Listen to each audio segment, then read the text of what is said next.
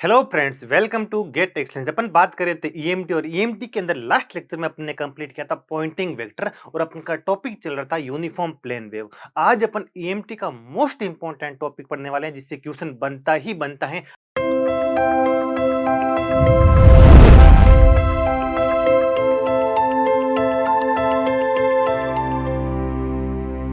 आज अपन पढ़ने वाले हैं वेव पोलराइजेशन। क्या पढ़ने वाले हैं? Wave polarization. ये मोस्ट इंपॉर्टेंट टॉपिक है। इसको बहुत ही इजी टॉपिक है, बहुत ही इजीली आप इसके क्वेश्चन हैंडल कर सकते हो और इन क्वेश्चनों को हैंडल करने में ज्यादा टाइम भी नहीं लगता है और बहुत आसान सा कंसेप्ट है, वो अपन पढ़ने वाले हैं। आप आज हेडिंग डालो वेव पोलराइजेशन। आज अपन क्या पढ़ने वाले हैं? वेव पोलराइजेशन पढ़ने वाले हैं। वेव पोलराइजेशन होता क्या है पहले इसके बारे में अपन को पता चल जाए, फिर ये टॉपिक बड़ा आसान है। वेव पोलराइजेशन क्या होता है? इलेक्ट्रिक फील्ड वेक्टर होता है ना। देखो, इलेक्ट्रिक फील्ड वेक्टर का अपन ओरिएंटेशन देखते हैं टाइम के साथ at a fix point in the space. In space के अंदर किसी फिक्स पॉइंट पे टाइम के साथ इलेक्ट्रिक फील्ड वेक्टर का ओरिएंटेशन देखते हैं, उसकी डायरेक्शन देखते हैं, वो किस प्रकार से चेंज हो रही है। पहले तो अपन एक पॉइंट फिक्स करेंगे, स्पेस के अंदर क्या करेंगे, सब मोस्ट इंपॉर्टेंट कंसेप्ट है at a fix point in the space. At a fixed point in the space, space के अंदर किसी फिक्स पॉइंट पे अगर मेरी वेव जेड एक्स के अलोंग ट्रेवल कर रही है, ए जेड कैप के अलोंग ट्रेवल कर रही है, तो वो फिक्स पॉइंट अपन लेंगे जेड इक्वल टू जीरो। आसानी के लिए आप कोई भी पॉइंट ले सकते हो, लेकिन सबसे आसान पॉइंट होता है जेड इक्वल टू जीरो लेते हैं। मेन इंपॉर्टेंट वेव पोलराइजेशन में अपन हमेशा बात करेंगे at a fix point in the space, और अगर मेरी वेव ए जेड कैप के अलोंग ट्रेवल कर रही है तो वो फिक्स पॉइंट अपन जेड इक्वल टू जीरो लेंगे। अगर मेरी वेव ए एक्स कैप के अलोंग ट्रेवल कर रही है, पॉजिटिव एक्स एक्स के अलोंग ट्रेवल कर रही है, तो वो पॉइंट अपन लेंगे एक्स इक्वल टू जीरो। और अगर मेरी वेव वाई एक्स के अलोंग ट्रेवल कर रही है तो वो पॉइंट अपन लेंगे वाई इक्वल टू जीरो। ये मोस्ट इंपॉर्टेंट पॉइंट है। फिर अपन क्या करेंगे, इलेक्ट्रिक फील्ड वेक्टर का ओरिएंटेशन देखेंगे as a function of time. Time के साथ इलेक्ट्रिक फील्ड वेक्टर का ओरिएंटेशन इस पॉइंट पे किस प्रकार से चेंज हो रहा है उसका ओरिएंटेशन देखेंगे, और उसी को बोला जाता है वेव पोलराइजेशन। आई होप यहां तक आपको समझ में आ गया होगा। तो आपको पूछे वेव पोलराइजेशन क्या होता है, तो आप कोई रॉकेट साइंस नहीं है। It is electric field vector orientation as a function of time at the fix point. Space के अंदर किसी फिक्स पॉइंट पे इलेक्ट्रिक फील्ड वेक्टर का orientation as a function of time. I hope यहां तक आपको समझ में आ गया होगा। देखो, सबसे पहले तो मैं एज्यूम करूंगा मेरी वेव प्रोपोगेशन एलोंग, इस टॉपिक को समझाने के लिए मैं एज्यूम करूंगा wave propagation along A Z के। ये मैं एज्यूम करूंगा, ये मेरा एजम्पशन है। और मैं ये एज्यूम करूंगा कि मेरा मीडियम कैसा है, लॉसलेस है। कैसा है? लॉसलेस मीडियम है, यानी उस मीडियम का अल्फा कितना है? जीरो है। ये अपन बेसिक एजम्पशन है और ये अपन को क्वेश्चन में हमेशा वो एग्जामिनर देगा ना, लॉसलेस मीडियम ही देगा। और ये कुछ भी दे सकता है, वेव प्रोपोगेशन अलोंग ए जेड कैप देगा या ए एक्स कैप देगा या ए वाई कैप देगा। आई होप यहां तक आपको समझ में आ गया होगा। मैं एज्यूम क्या किया, मैंने एज्यूम कर रखा कि वेव प्रोपोगेशन हो रही है अलोंग ए जेड कैप और अपन का मीडियम कैसा है? लॉसलेस मीडियम है। इन इस मीडियम में अल्फा की वैल्यू कितनी है? जीरो। ये इस टॉपिक को समझने से पहले मेरा दो एजम्पशन है। आई होप यहां तक आपको समझ में आ गया होगा। मान लो मैंने एज्यूम किया एक मेरी uniform plane wave a Z cap की ओर ट्रेवल कर रही है। तो आपको पता है यूनिफॉर्म वेव एक टीईएम वेव होती है। क्या होती है? टीईएम वेव होती है, ट्रांसफर ईएम वेव होती है। मतलब इलेक्ट्रिक फील्ड का कोई भी कंपोनेंट ए जेड कैप के अलोंग नहीं हो सकता। आई होप ये आपको मैंने समझा था। देखो, uniform plane wave TEM wave होती है। क्या होती है? TEM wave. और टीईएम वेव की खासियत क्या होती है? इलेक्ट्रिक और मैग्नेटिक फील्ड का कोई भी कंपोनेंट वेव प्रोपोगेशन के अलोंग एग्जिस्ट नहीं कर सकता। आई होप यहां तक आपको समझ में आ गया होगा। अगर मेरी वेव जेड जेड एक्स के अलोंग ट्रेवल कर रही हैं तो इलेक्ट्रिक और मैग्नेटिक फील्ड का कोई भी कंपोनेंट जेड एक्स के अलोंग नहीं हो सकता। एक्स कंपोनेंट हो सकता है, वाई कंपोनेंट हो सकता है, लेकिन जेड कंपोनेंट नहीं हो सकता। आई होप यहां तक आपको समझ में आ गया होगा, क्योंकि यूनिफॉर्म प्लेन वेव एक टीईएम वेव होती है। और टीईएम वेव की ये खासियत होती है कि इसके साथ जो जुड़ी हुई एसोसिएटेड इलेक्ट्रिक या मैग्नेटिक फील्ड है उसका कोई भी कंपोनेंट वेव वेव ट्रेवल जिस डायरेक्शन में वेव ट्रेवल कर रही है उस डायरेक्शन में नहीं हो सकता। आई होप यहां तक आपको समझ में आ गया होगा। मैं ऐसे एज्यूम करूँ मेरी इलेक्ट्रिक फील्ड मैंने मान ली, अगर मेरी वेव जेड एक्स के अलोंग ट्रेवल कर रही हैं तो आपको पता है इलेक्ट्रिक फील्ड ओनली किसका फंक्शन होगा, स्पेस के अंदर ओनली जेड का फंक्शन होगा एंड टाइम का फंक्शन होगा, एक्स वाई का फंक्शन नहीं, एक्स वाई का फंक्शन नहीं हो सकता है। अगर वेव जेड एक्स के अलोंग ट्रेवल कर रही हैं तो मेरा इलेक्ट्रिक फील्ड ओनली किसका फंक्शन हो सकता है, जेड का फंक्शन हो सकता है। और आपको पता है इसका कोई भी कॉम्पोनेंट इस जेड कैप के अलोंग एग्जिस्ट नहीं करेगा, ये पता है।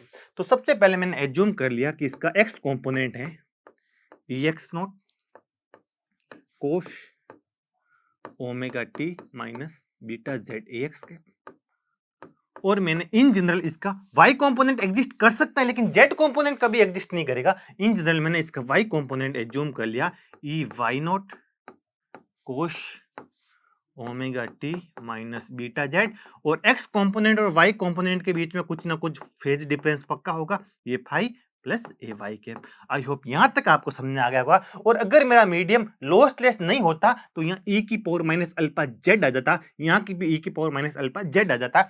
उसको अपन इग्नोर कर रहे हैं, अपन मीडियम को लॉसलेस से जूम कर रहे हैं, यहाँ अल्फा का टर्म नहीं आएगा। आई होप यहां तक आपको समझ में आ गया होगा।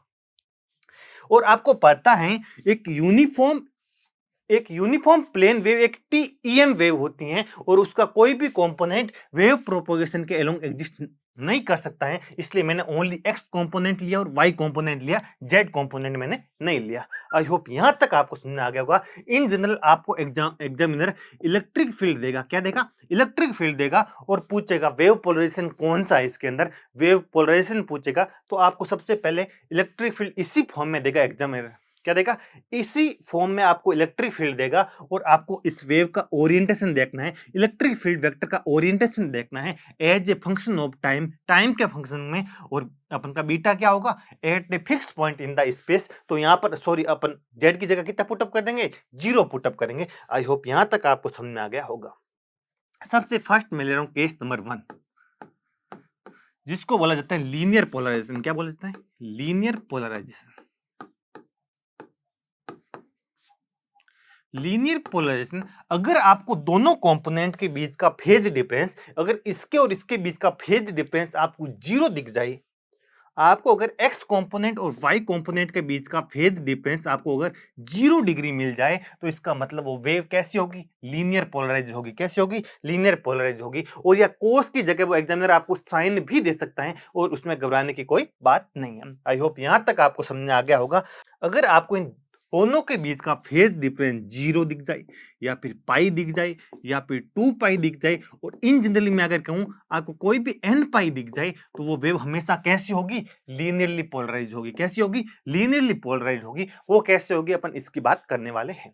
फाई की वैल्यू क्या होगी इन जनरल, अगर फाई मेरा n पाई हो जाएगा उस केस में मेरा वेव पोलराइजेशन कैसा होगा, लीनियर वेव पोलराइजेशन होगा। आई होप यहां तक आपको समझ आ गया होगा।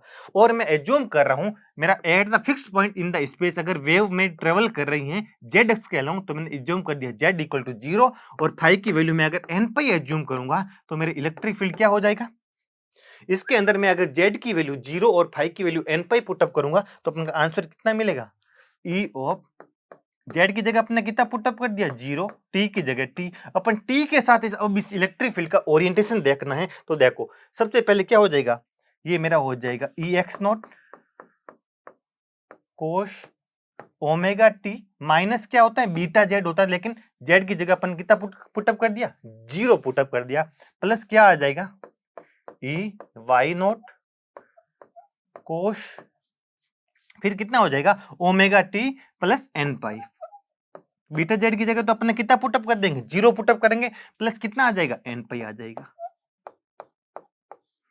आई होप यहां तक आपको समझ आ गया होगा। ये मेरी इलेक्ट्रिक फील्ड जिसके अंदर मैंने जेड की वैल्यू कितनी पुटअप कर दी 0 पुटअप कर दी, और फाई की वैल्यू कितनी पुटअप कर दी एन पाई पुटअप कर दी। अब मैं इस इलेक्ट्रिक फील्ड वेक्टर का ओरिएंटेशन देखूंगा as a function of time, function का अगर अपन टाइम के साथ इलेक्ट्रिक फील्ड का ओरिएंटेशन देखेंगे, अब मैं देखूंगा ना तो मेरे को लीनियर पोलराइज मिलेगी। कैसे मिलेगी इसकी बात करते हैं। आपको पता है कोस थीटा प्लस एन पाई कितना होता है, या तो बार प्लस आएगा या माइनस आएगा। आपको ये फॉर्मूला पता है कि कोस थीटा प्लस एन पाई कितना होता है, हमेशा कितना होता है -1 की पावर n कोस थीटा होता है या नहीं होता है? यानी n अगर मेरा इवन होगा तो यह क्या आ जाएगा, पॉजिटिव आएगा, n ओड होगा तो यहाँ क्या आएगा, नेगेटिव आएगा। यानी कहने का मतलब या तो अपन का बाहर पॉजिटिव साइन आएगा या नेगेटिव साइन आएगा, वो n पे डिपेंड करेगा।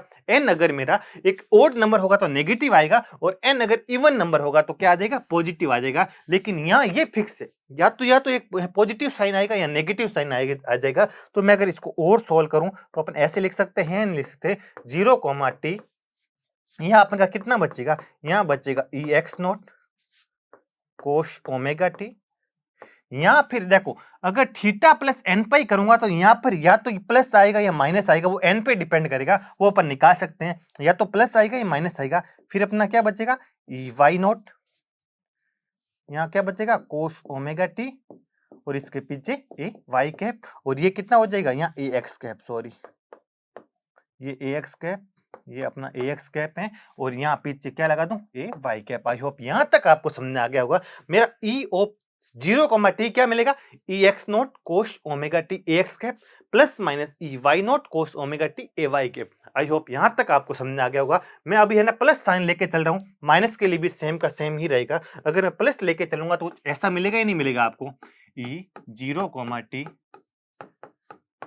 ये अपन को ऐसे मिलेगा, E X naught cos omega T ए एक्स कैप प्लस, मैं माइनस को इग्नोर कर रहा हूं, माइनस आ जाएगा तो भी सेम ही रहेगा, cos omega T A Y cap. I hope यहां तक आपको समझ आ गया होगा। और अगर इधर से मैं कोस ओमेगा टी को बाहर कॉमन लूं तो कितना बचेगा, E X naught A X cap plus E Y naught A Y cap, और अपन के बाहर कितना आ जाएगा, कोस ओमेगा टी आ जाएगा। आई होप यहां तक आपको समझ आ गया होगा। अब देखो ये मेरे इलेक्ट्रिक फील्ड वेक्टर ओरिएंटेशन हो जाएगा। अब मैं टाइम के साथ इसको चेंज करूंगा तो किस प्रकार से चेंज होगा उसकी बात अपन करने वाले हैं। तो देखो ये अपन ओरिएंटेशन देख रहे हैं, ये मान लो मेरा एक्स अक्ष है, ये मान लो मेरा वाई अक्ष है, और बाहर की ओर क्या आ जाएगा, जेड आ जाएगा। ये मेरा बाहर की ओर क्या आ रहा है, जेड आ जाएगा, और ये क्या है, जेड इक्वल टू 0 प्लेन है। मतलब ये वाला एक्स वाई, जहां X Y plane X Y अक्ष इंटरसेक्ट करेगी वो पॉइंट क्या होगा, जेड इक्वल टू 0। यानी एक्स वाई प्लेन के तो जेड इक्वल टू 0 प्लेन, उसकी बात अपन करने वाले हैं। देखो सबसे पहले अगर मैंने ओमेगा टी की वैल्यू, आप चेंज करते रहो, ओमेगा टी की वैल्यू सबसे पहले आप कितनी पुटअप करो, 0 पुटअप करोगे।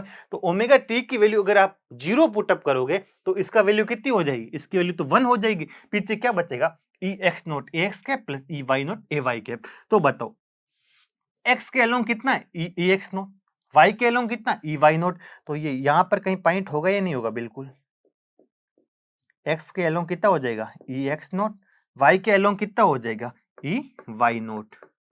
तो ये इस पॉइंट को रिप्रेजेंट करेगा या नहीं करेगा, बिल्कुल रिप्रेजेंट करेगा। अब देखो अब ओमेगा टी की वैल्यू अगर आप फिर आप रखो पाई बाई 4 रखोगे, कितना रखोगे, पाई बाई 4 रखोगे। तो देखो इसकी वैल्यू अगर आप पाई बाई 4 रखोगे तो ये तो आपका सेम का सेम रहेगा, ये तो आपके टाइम का फंक्शन नहीं है। लेकिन कोस ओमेगा टी की वैल्यू कितनी हो जाएगी, 1/√2। अब इस बार अपने कौन कौन से एक्स कंपोनेंट कितना हो जाएगा, एक्स कंपोनेंट हो जाएगा ई एक्स नॉट अपॉन √2 हो जाएगा, और वाई कंपोनेंट भी कितना हो जाएगा, ई वाई नॉट अपॉन √2। होगा या नहीं होगा, बिल्कुल होगा, यही होगा। और देखो ये सबसे पहले अपना कंपोनेंट है E X naught E Y naught. अब कितना है, E X naught upon √2 E Y naught upon √2। तो आपको पता है ये आपका पॉइंट कहीं इधर मिलेगा आपको, ये आपका ई एक्स नोट अपॉन √2 हो जाएगा, और ये भी आपका ई वाई नोट अपॉन √2 हो जाएगा। आई होप यहां तक आपको समझ आ गया होगा। अब अगर ओमेगा टी की वैल्यू आप पाई बाई 2 रखोगे, कितना रखोगे, पाई बाई 2 रखोगे, तो इसकी वैल्यू कितनी हो जाएगी, 0 हो जाएगी। मतलब अब मेरा क्या आ जाएगा, ओरिजिन पे आ जाएगा। देखो ओमेगा टी की वैल्यू में अगर 0 से पाई बाई 2 तक अगर मैं वेरी कर रहा हूं तो ये पॉइंट कुछ ऐसे ट्रेवल कर रहा है, नहीं कर रहा, बिल्कुल ट्रेवल कर रहा है। अब ओमेगा टी की वैल्यू मैं और बढ़ाऊंगा, आप बढ़ा के देखना तो आपको पता चल जाएगा ये लाइन हमेशा ऐसे ही वेरी करेगी। ओमेगा टी की वैल्यू वेरी करोगे तो ऐसे आएगा, फिर ऐसे आएगी, फिर वापस जाएगी, और फिर वापस जाएगी और वापस आएगी। तो ये कौन सा, इसको बोला जाता है लीनियर पोलराइजेशन। क्या बोला जाता है, लीनियर पोलराइजेशन। ये कितना हो जाएगा, माइनस ई एक्स नोट, और ये कितना हो जाएगा, minus E Y naught. I hope यहां तक आपको समझ आ गया होगा। तो ये चीज आपको देखनी है, मतलब टी के साथ इन ओमेगा टी को फंक्शन बनाओ या फिर टी का फंक्शन, वो तो एक ही चीज होगी। यानी टी के साथ इलेक्ट्रिक फील्ड वेक्टर का ओरिएंटेशन देखना है अपन को देखा तो कुछ ऐसा ओरिएंटेशन मिला, तो ये किसको रिप्रेजेंट करता है? ये रिप्रेजेंट करता है लीनियर पोलराइजेशन को। क्या बोलते हैं? लीनियर पोलराइजेशन बोलते हैं। आई होप यहां तक आपको समझ में आ गया होगा। और ये एंगल थीटा भी आप निकाल सकते हो, E Y naught upon E X naught. I hope यहां तक आपको समझ में आ गया होगा। और इसको आपको है ना देखते ही दिमाग में सेट हो जाएगा। ये तो किसका एग्जांपल है? लीनियर पोलराइजेशन का एग्जांपल है। इसका सबसे पहले एम्पलीट्यूड कितना होगा? E X naught E Y naught. ये फिर इसकी वैल्यू क्या होगी? -1 to 1 तक क्या करेगी? वेरी करेगी। सबसे पहले ओमेगा टी की वैल्यू कितनी होगी? 0 होगी। पहले ओमेगा टी की वैल्यू अगर मैं रखूंगा 0 तो कितनी होगी? इसकी 1 होगी। फिर यहाँ कितनी हो जाएगी? 0 हो जाएगी। फिर है ना पाई पे कितनी हो जाएगी? -1 हो जाएगी। ऐसे ऐसे जाके हमेशा ये तो क्या होगा? लीनियरली पोलराइज ही होगा। आई होप यहां तक आपको समझ में आ गया होगा। और आपको इतना दिमाग नहीं लगाना है। आपको अगर फाई इक्वल टू कहीं एन पाई मिल जाए, क्या मिल जाए? फाई इक्वल टू एन पाई मिल जाए तो वो हमेशा क्या होगा? लीनियरली पोलराइज ही होगी वेव। आई होप यहां तक आपको समझ आना चाहिए। आपको अगर एग्जामिनर कुछ भी दे दे, आप अगर ऐसे निकालो, कुछ भी दे दे, यहां पर आपको मान लो ई एक्स नोट दे दे, यहाँ आपको अगर साइन ओमेगा टी दे दे, यहाँ आपको मान लो माइनस दे, सॉरी यहाँ ये मान लो ए एक्स कैप दे दिया, फिर आपको मान लो ऐसा मिल गया E Y naught sine omega T ए वाई कैप। तो आपको कुछ भी नहीं देखना है, आपको देखना है ये वाले दोनों टर्म एक फेज में है या नहीं, दोनों के दोनों साइनोसॉइडल एक फेज में है या नहीं है, बस इतना देखना है। अगर दोनों एक फेज में हैं, दोनों के दोनों साइनोसॉइडल एक फेज में होंगे तो वह हमेशा क्या होगा? लीनियर पोलराइजेशन ही होगा। दोनों एक फेज में होने चाहिए। यहाँ नेगेटिव हो सकता है, पॉजिटिव हो सकता है, उससे अपन को कुछ भी फर्क नहीं पड़ेगा। यहाँ चाहे नेगेटिव हो चाहे पॉजिटिव हो, कुछ भी हो, अगर दोनों साइनोसॉइडल एक फेज में होंगे तो मेरा हमेशा क्या होगा? लीनियर पोलराइजेशन होगा। अगर आप ऐसे ये फाइंड आउट करोगे ई 0, टी, आपको अगर ऐसा मिल जाए E X naught cos of omega T A X cap, minus मिल जाए E Y naught cos of omega T A Y cap, और इधर आपको पूछे कौन सा पोलराइजेशन है, तो यहाँ पे क्या है? लीनियर पोलराइजेशन है। आई होप यहाँ तक भी आपको समझ में आ गया होगा। दोनों के दोनों साइनोसॉइडल क्या होने चाहिए? एक ही फेज में होने चाहिए। ये भी कोस का, ये भी कोस का, दोनों के बीच का फेज डिफरेंस कितना होना चाहिए? 0। ये भी साइन का, ये भी साइन का, दोनों के बीच का फेज डिफरेंस कितना है? 0 है। तो यहाँ हमेशा क्या होगा? लीनियर पोलराइजेशन होगा। आई होप यहाँ तक आपको समझ में आ गया होगा। सेकंड केस ले रहा हूं मैं, सेकंड केस ले रही हूं। अगर आपको दो कंडीशन मिले, ई एक्स नोट की value E of Y naught के इक्वल मिले एंड फाई की value odd multiple of pi by 2 मिले। क्या मिले? Odd multiple of pi by 2 मिले। ये आपको मिले तो फिर क्या होगा? अगर मैं ये वैल्यू, और आपको पता है अपना जेड तो कितना है? 0 ही है। अगर उसके अंदर पुटअप करूंगा तो अपन को क्या मिलेगा? ई 0, टी कितना मिलेगा? ई ऑफ एक्स नोट कोश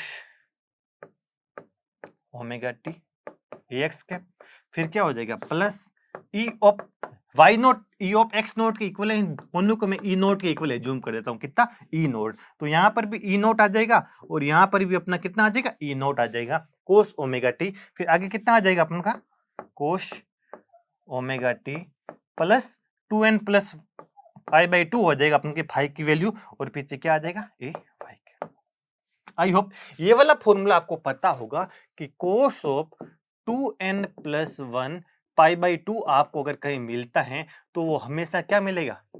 या तो प्लस का साइन मिलेगा या फिर माइनस का साइन थीटा मिलेगा। 2n प्लस पाई अगर थीटा मिलेगा तो या तो प्लस का साइन थीटा मिलता है या नेगेटिव का साइन थीटा मिलता है, वो n पे डिपेंड करता है। आपको पता है, आई होप आपको ट्रिग्नोमेट्री तो पता है। अगर आपको ये मिले कोस ऑफ पाई बाई 2, यानी पाई बाई 2 के अगर थीटा के मतलब थीटा के एडिशन में अगर पाई बाई 2 का कोई ओड मल्टीपल मिले तो इसमें क्या हो जाएगा? या तो साइन थीटा हो जाएगा, यहाँ पर साइन थीटा हो जाएगा, और कोस ऑफ अगर 3 पाई बाई 2 मिले प्लस थीटा मिले तो यहाँ कितना आ जाएगा? Minus of sine theta. मतलब या तो आपको प्लस साइन थीटा मिलेगा या आपको माइनस साइन थीटा मिलेगा। ये n की वैल्यू पे डिपेंड करेगा। n की वैल्यू 1 है तो कितना मिल गया? साइन थीटा मिल गया। n की वैल्यू 3 है तो क्या मिल गया? माइनस ऑफ साइन थीटा मिल गया। आई होप यहाँ तक आपको समझ आ गया। यानी अगर कोस के थीटा के अगर साथ में odd multiple of pi by 2 है तो वह हमेशा क्या होगा, या तो प्लस साइन थीटा आपका आंसर आएगा या माइनस साइन थीटा आंसर आएगा, वो एन पे डिपेंड करेगा। आई होप यहां तक आपको पता चल गया होगा। वो एन किस पे डिपेंड करेगा, एन पे डिपेंड करेगा। तो यहां पर देखो ये फाई क्या, odd multiple of pi by 2, मतलब इसका मतलब इसकी वैल्यू या तो प्लस साइन ओमेगा टी होगा या माइनस साइन ओमेगा टी होगी, वो एन पे डिपेंड करेगी। तो इसको अपन कैसे रिप्रेजेंट कर सकते हैं, इसको अपन ऐसे रिप्रेजेंट कर सकते हैं ई नॉट कोस ओमेगा टी, फिर क्या हो जाएगा ए एक्स कैप, यहाँ या तो प्लस आएगा या माइनस आएगा, और ई नोट का ई नोट, और इसकी वैल्यू किसके इक्वल हो जाएगी, sine of omega T A Y के। आई होप यहां तक आपको समझ आ गया होगा। देखो फर्स्ट चीज तो क्या होना चाहिए, दोनों का एम्पलीट्यूड इक्वल होना चाहिए। कितना होना चाहिए, दोनों का एम्पलीट्यूड हमेशा इक्वल होना चाहिए। यहाँ जितना एम्पलीट्यूड है वो का वो एम्पलीट्यूड इतना यहाँ होना चाहिए। यहाँ आपको अलग अलग मिलेगा, एक साइन मिलेगा तो दूसरा क्या मिलना चाहिए, कोस मिलना चाहिए। और फेज डिफरेंस कितना होना चाहिए, 0 होना चाहिए। यहाँ ओमेगा टी है तो इधर भी ओमेगा टी ही होना चाहिए।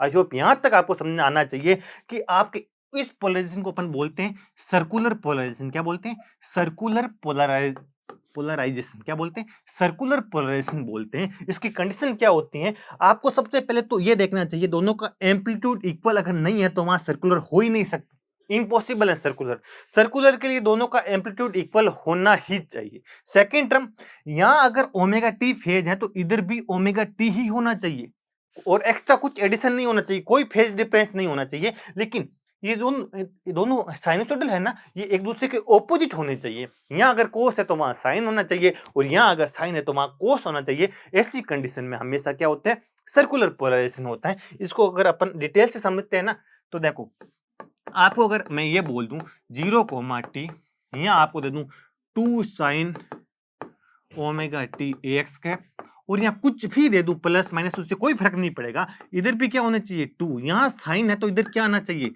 कोस ओमेगा टी, और ओमेगा टी फेज इक्वल होना चाहिए दोनों साइनसोइडल का, और ए वाई कैप। यहाँ इस कंडीशन में हमेशा आपका कौन सा पोलराइजेशन होगा, सर्कुलर पोलराइजेशन होगा। आई होप यहाँ तक आपको समझ आ गया होगा। कुछ भी दे दे आपको एग्जामिनर, मान लो 0, कुछ भी दे दिया, 5 दे दिया, साइन की जगह इधर मान लो आपको ऐसे दे दे कोस ओमेगा टी ए एक्स कैप, माइनस का दे दे, फिर आपको कुछ भी दे दे, इधर भी आपको अगर माइनस दे दे तो भी कोई फर्क नहीं पड़ेगा। इधर भी आपको मान लो क्या दे दे, आपको है ना माइनस दे दे, और 2 इधर क्या दे दे साइन ओमेगा टी ए वाई कैप, क्या दे दे ए वाई कैप। यानी दोनों सॉरी यहाँ पर 5 है तो इधर भी क्या होना चाहिए, 5 ही होना चाहिए। दोनों का एम्पलीट्यूड क्या होना चाहिए, इक्वल होना चाहिए। एक अगर कोस है तो दूसरा क्या होना चाहिए, साइन होना चाहिए, और फिर फेज डिफरेंस इक्वल होना चाहिए। फिर आपका कोई फर्क नहीं पड़ेगा, कहीं पर प्लस हो कहीं पर माइनस हो, हमेशा क्या होगा, सर्कुलर पोलराइजेशन होगा। अब आपको सर्कुलर पोलराइजेशन तो आप देखते ही बता सकते हो कि इसमें सर्कुलर पोलराइजेशन होगा या नहीं होगा। सिंपल सी कंडीशन है, दोनों का एम्पलीट्यूड इक्वल हो, प्लस माइनस से अपन कोई फर्क नहीं पड़ेगा, प्लस हो माइनस हो कहीं पर भी हो उससे कोई फर्क नहीं पड़ेगा। एक साइन होना चाहिए तो दूसरा क्या होना चाहिए, कोस होना चाहिए, और दोनों का फेज इक्वल होना चाहिए। वहां हमेशा क्या होता है, सर्कुलर पोलराइजेशन होता है।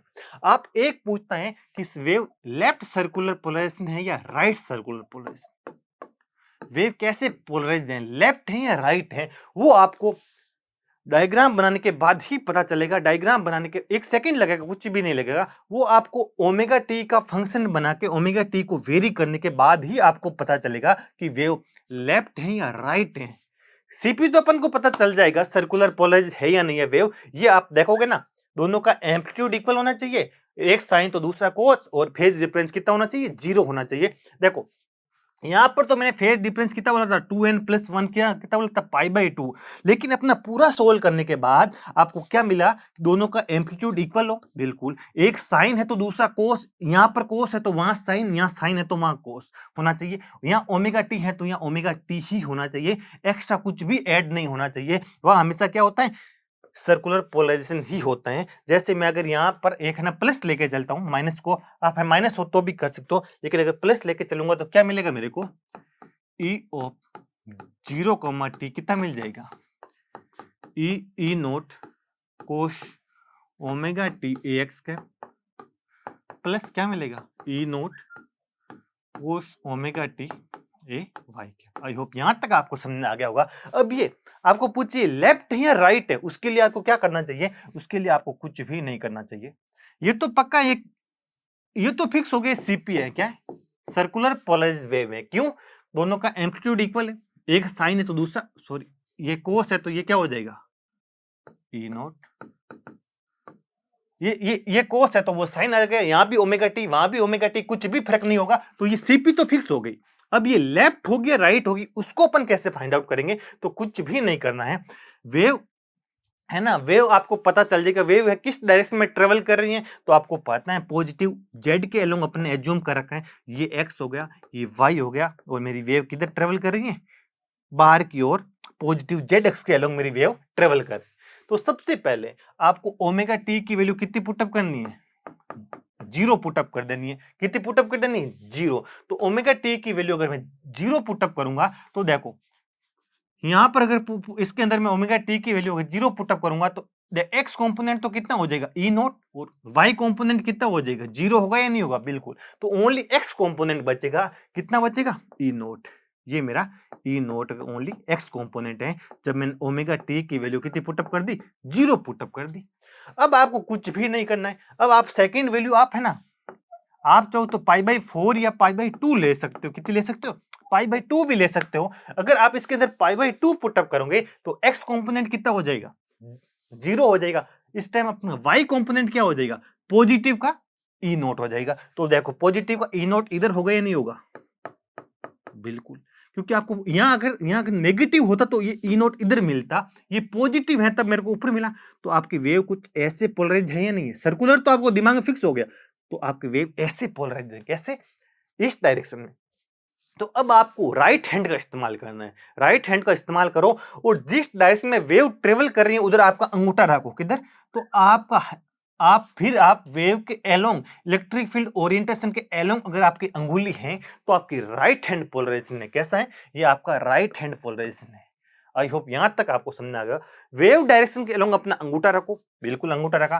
तो आपके इलेक्ट्रिक फील्ड ओरिएंटेशन में आपकी अंगुलियां कौन से हैंड की है? राइट हैंड की। अगर मैं लेफ्ट हैंड की रखता हूं अंगूठा तो देखो इसके ऑपोजिट मिल रहा है, जो कि रोंग है। अगर मेरे देखो अगर मैंने वेव ट्रेवलिंग के अलोंग मैंने अंगूठा रखूंगा तो इलेक्ट्रिक फील्ड ओरिएंटेशन के अलोंग मेरी अंगुलियां होनी चाहिए, जो कि राइट हैंड के केस में मेरी आ रही हैं। तो ये हमेशा क्या होगी? राइट पोलराइज होगी। कैसे होगी? राइट। और इसमें आपको एग्जामिनर मान लो कोई ऐसा दे दे, ई ऑफ कुछ भी दे दे, ई ऑफ 0, और यहां दे दे minus E naught sine omega T ए X cap plus E naught, और यहाँ आपको दे दे मान लो कोस ओमेगा टी ए वाई कैप। और आप देखते ही पता चल गया दोनों का एम्पलीट्यूड कितना इक्वल है। एक साइन है तो दूसरा कोस है, ओमेगा टी है तो ओमेगा टी है, फेज डिफरेंस भी नहीं है। ऐसे तो फेज डिफरेंस पाई बाई 2 का है इनके बीच का, ऐसे तो फेज डिफरेंस पाई बाई 2 का है। लेकिन जब अलग अलग अपन विचार करेंगे, ये साइन है ये कोसाइन है, अलग अलग है, तो फिर इक्वल होना चाहिए। यहाँ ओमेगा टी तो इधर भी ओमेगा टी होना चाहिए। आई होप यहां तक आपको समझ आ गया होगा। और अगर आपको इसको देखते ही सीपी तो पता चल गया, अब पूछेगा लेफ्ट है या राइट है, तो देखो अगर मैंने एज्यूम कर रखा है कि मेरी वेव ट्रेवल किधर कर रही है, वेव ट्रेवल कर रही है बाहर की ओर पॉजिटिव जेड के अलोंग, तो ये मेरा एक्स हो जाएगा और ये मेरा क्या हो जाएगा? वाई हो जाएगा। यहां अगर मैं ओमेगा टी की वैल्यू 0 पुटअप करूं तो देखो ये तो कितना हो जाएगा? 0। और यहाँ कितना बचेगा? ई नोट बचेगा। किसका? पॉजिटिव का ई नोट। तो पॉजिटिव ई नोट इधर होगा या नहीं होगा? बिल्कुल होगा। अब मैं अगर ओमेगा टी की वैल्यू पाई बाई 2 रखता हूं, कितना रखता हूं? पाई बाई 2। तो पाई बाई 2 के केस में ये कितना हो जाएगा? 0 हो जाएगा। ये कितना हो जाएगा? माइनस का ई नोट हो जाएगा। किसका हो जाएगा? माइनस का ई नोट। तो बताओ एक्स कंपोनेंट माइनस का ई नोट होगा तो कहीं इधर आएगा ही नहीं आएगा? बिल्कुल आ जाएगा। तो मेरी वेव सर्कुलर पोलराइजेशन कैसी है? ऐसी है। आई होप यहां तक आपको समझ आ गया होगा। अब यहां पर भी आपके क्या है? Right polarization. कैसी है? राइट। क्यों? अंगूठा आप अगर इधर रखोगे तो आपकी इलेक्ट्रिक फील्ड ओरिएंटेशन में अंगुलियां घूमनी चाहिए, घूम रही हैं, इसका मतलब क्या है? राइट पोलराइज है। आई होप यहां तक आपको समझ आ गया होगा। थर्ड एक केस आपको और दे दे, मान लो E 0, E X naught sine omega T ए एक्स कैप माइनस सॉरी ये ई नोट है और ये भी क्या है ई नोट, इक्वल एम्पलीट्यूड है, कोस ओमेगा टी ए वाई कैप दे दे और इसका पूछे तो आपको देखते ही पता चलना चाहिए कैसी है, सीपी है। सीपी क्यों है? क्योंकि यहाँ ई नोट, इधर भी ई नोट, इधर साइन ऑपोजिट साइन कोस, और यहाँ ओमेगा टी तो इधर भी ओमेगा टी होना चाहिए। आई होप यहाँ तक आपको समझ आ गया होगा।